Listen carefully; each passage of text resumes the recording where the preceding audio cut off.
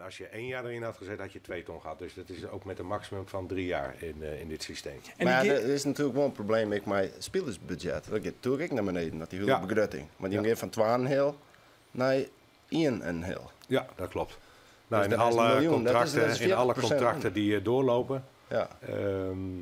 En volgens mij stond het ook in Martijn's contract, is daar een degradatieclausule. En dat is niet, ja, dat kan trouwens ook wel een soort afkoopsom als mensen weer willen. Maar in ieder geval gaat iedereen substantieel in salaris achteruit. In principe zal het er wel goed uit dat je hem komen er wel uit.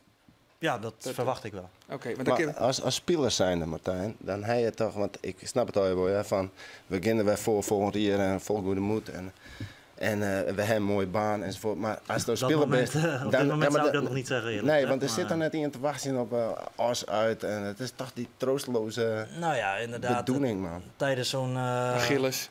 Ja. Klopt, ja. Nog erger vind ik, dat kan ik hier ook wel uitspreken.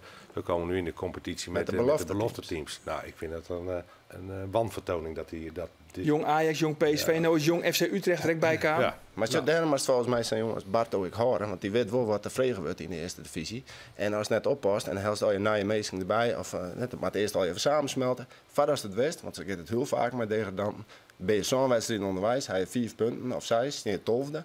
En dan komt er pas wat swing in. En het is een beetje alsof zo'n soort kater heeft van die degradatie. En dat je net die optimale van, nou, ben we dan. Ja, maar kun je je opladen voor